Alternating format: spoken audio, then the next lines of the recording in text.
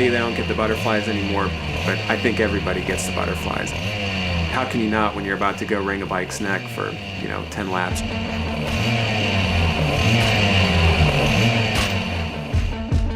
It's really neat that older GP bikes have now descended to a price point where a guy like me can afford them.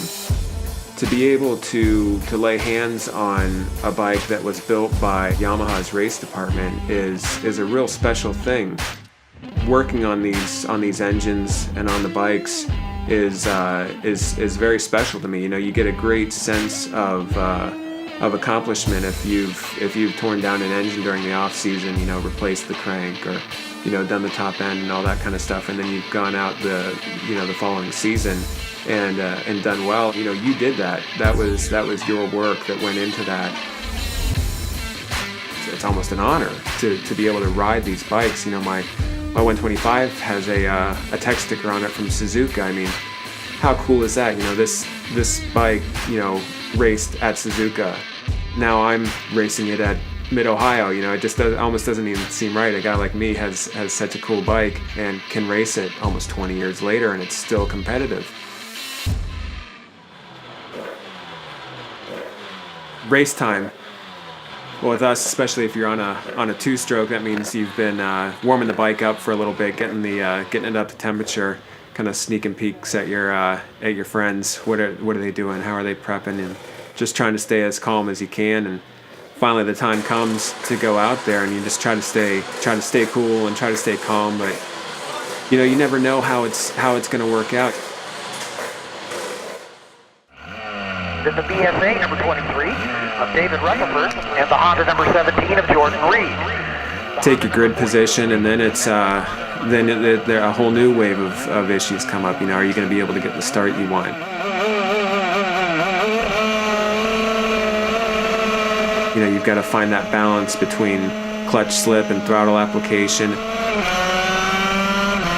And then you arrive at the first corner, and it's always everybody dives to the inside, so am I going to go to the outside? Well, everybody tries to trip over each other on the inside, and at least that's how it works in your head. And in theory, of course, it almost never works out that way.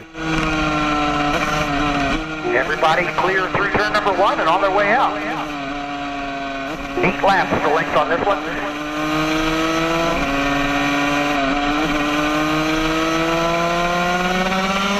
That first lap is tense. Everybody's trying to sort themselves out. If you're in the race with different kinds of motorcycles as well, there's strengths and weaknesses. Sometimes you're stronger in the corners, they're stronger on the straights.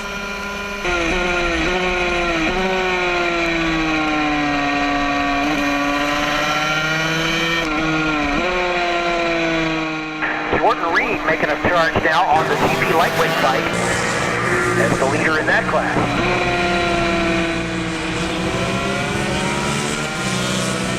You can get so caught up in the moment, trying to sort yourself out, get the best position you can.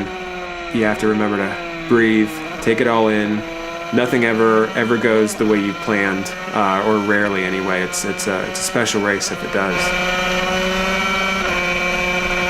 When you're racing at this level, when you're not employed as a racer, when you're not a factory guy earning a living doing it, it takes on a different meaning. I mean, don't get me wrong, it's a competitive sport. The object is to win, without a doubt. But the object is also to have fun. It's all about trying to figure out how your competitors are riding, what you can learn from them, and how you can apply that to your own race and better your, and continue to progress.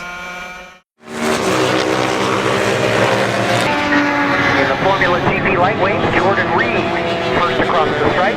And hopefully you'll have brought it home in one piece in first place, ideally. Unfortunately, it doesn't always work that way.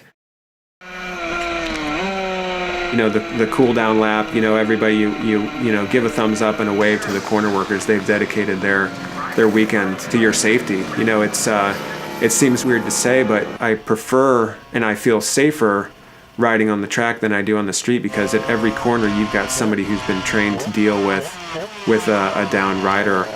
Give a tip of your helmet to the corner workers as you pass by, because they've been looking out for you, and wave to the fans. That's when, for me, the nerves come in, is after the race. You get in, you pull back into the pits. You're trying to calm down, but now here come your buddies, and now it's time for the bench racing. And that's when I start to shake. Is recalling the events that have just unfolded, and oh man, it got so hairy in the first corner. You see this guy, it just, it was nuts. And so it's the bench racing after the race is finished that really gets me amped up. It's interesting, this range that you go to from warm up to the race to cool down and then post race.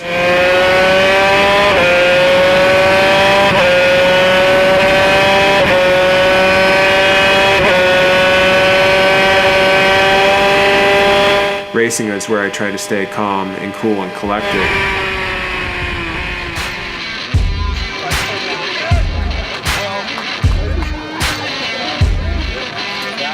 All right, congratulations, job well done.